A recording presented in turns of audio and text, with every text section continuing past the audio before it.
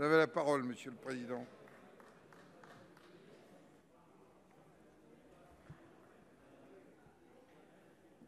Monsieur le Président du Sénat, Monsieur le Premier ministre, mes chers collègues, une de ses patientes se confie un jour à Freud. « Docteur Freud, je n'arrive pas à élever mon fils, je ne peux rien en tirer.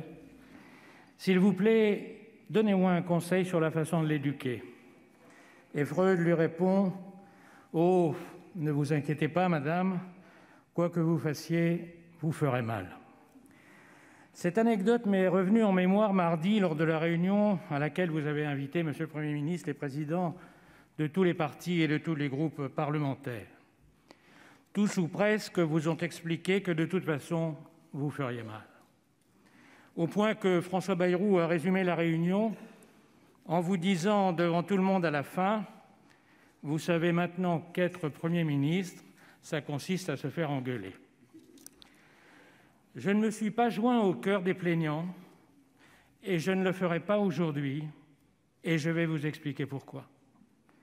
Il y a quelques jours, je demandais à Édouard Philippe, votre prédécesseur, ce qui lui avait paru le plus dur quand il avait à gérer la crise.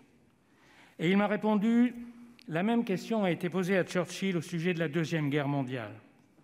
Et Churchill disait : le plus dur, c'est de prendre des décisions quand un tiers des informations dont vous disposez sont incomplètes, un tiers sont contradictoires et un tiers sont fausses. Ce qui me frappe le plus dans cette épidémie, ce n'est pas que tout le monde ait été dans le brouillard au début, un virus inconnu surgit et tout le monde patauge, c'est normal. Mais il y a quelques semaines, pendant l'accalmie, tout le monde, scientifiques, politiques, journalistes, disait : s'il y a une deuxième vague, maintenant nous sommes beaucoup mieux préparés pour y faire face. Nous avons retenu les leçons de la première. La deuxième vague est arrivée et elle nous désoriente à nouveau. Rien ou presque ne se passe comme prévu, ici comme ailleurs. Aujourd'hui, l'Europe entière est frappée et à ceux qui en douteraient, je conseille la lecture de l'excellent rapport de l'Office parlementaire d'évaluation des choix scientifiques et techniques qui est paru ce matin. La République tchèque n'avait recensé presque aucun cas, elle est désormais le pays le plus touché. La Grèce, très épargnée la première fois, a déclaré le couvre-feu. L'Allemagne, qu'on donnait en exemple, est en pleine flambée et la chancelière convoque en urgence les présidents des Länder. D'un pays à l'autre, les mesures s'enchaînent. Chacun répond dans l'urgence quand ce n'est pas dans la panique. Cette situation est tragique pour les gouvernants. D'un côté, beaucoup de citoyens ne leur font plus confiance. De l'autre côté, ils veulent être rassurés par des paroles et des actes clairs, précis et efficaces. Tout le monde voit bien qu'on est en présence d'un phénomène inédit qui force à hésiter, à changer d'avis, à réagir au coup par coup, et pourtant tout le monde attend des décisions assurées et nettes. Et parce que l'une de leurs missions essentielles est de rassurer, les politiques tombent dans le piège d'affirmer des certitudes qui sont contredites dès le lendemain. Les opposants s'engouffrent dans la brèche avec un reproche permanent, répété ad nauseam : vous n'êtes pas capable d'anticiper. Reproche, à mon humble avis, aussi facile qu'injuste, quand on sait que face à cette situation imprévisible, il est dans de nombreux cas presque impossible d'anticiper. C'est la raison pour laquelle je ne vais pas participer au concert des critiques, ni vous dicter les décisions que vous devez prendre. Je pense même qu'un certain nombre de ces critiques, dans le contexte tragique que nous connaissons, qui impose l'unité de la nation, sont inopportunes. Hier soir, le Président de la République a annoncé les nouvelles mesures de lutte contre l'épidémie. Je suppose qu'il l'a fait en conscience et qu'il dispose de beaucoup plus d'informations que moi. En revanche, je voudrais vous proposer 2 ou 3 réflexions. La première est que l'enjeu des prochaines semaines et des prochains mois est bien entendu capital. Comment se débarrasser du virus sans mettre à nouveau l'économie à terre ? Comment casser les chaînes de contamination sans entraîner une récession d'une violence inouïe ? Je dis d'une violence inouïe, car lorsqu'on constate les dégâts du premier confinement sur une économie qui se portait plutôt bien, les mêmes mesures sur un pays qui n'est même pas encore convalescent seraient la recette infaillible de l'effondrement économique, puis social, puis enfin politique. Nous sommes sur un chemin de crête terriblement dangereux. Prendre des mesures insuffisantes, ce serait laisser mourir des gens. mais tuer l'économie, c'est en faire mourir d'autres. Vous avez choisi un confinement allégé, si l'on peut dire, en laissant travailler tous ceux qui le peuvent sans danger, en laissant ouvertes les écoles, en permettant les déplacements professionnels. Je ne sais, et personne ne sait, si vous avez placé le curseur au bon endroit. Et malheureusement, nous ne le saurons qu'après coup.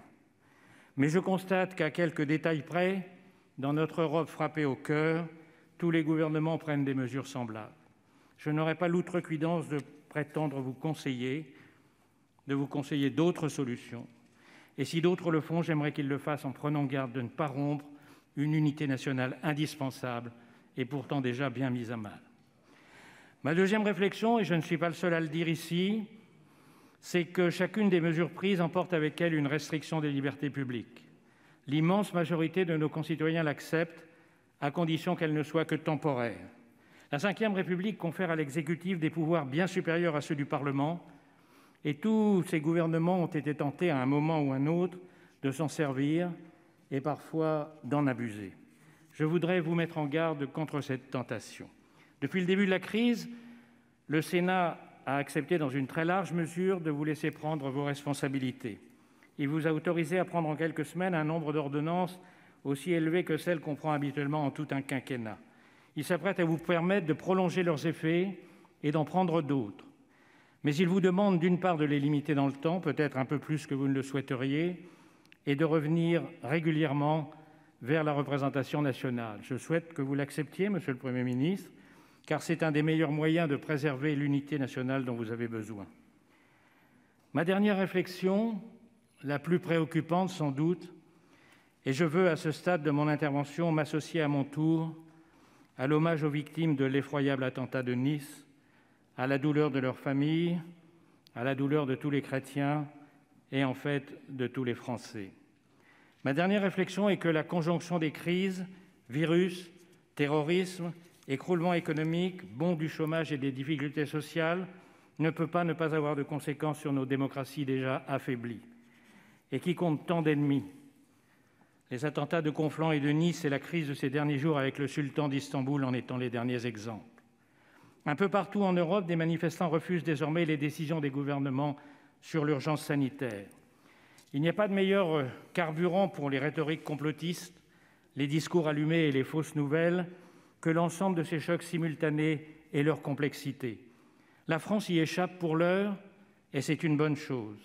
Souhaitons qu'elle garde cette sagesse, malgré les épreuves, malgré la profusion des diafoirus télévisés qui se succèdent et se contredisent, malgré les fanatiques qui tuent au hasard et sans doute continueront de le faire. Souhaitons que la corde tendue à l'excès ne vienne pas à se rompre. Il y faudra beaucoup d'efforts, beaucoup de patience, beaucoup de courage, mais c'est l'avenir de notre société qui est en jeu, c'est notre façon de vivre ensemble et c'est notre démocratie.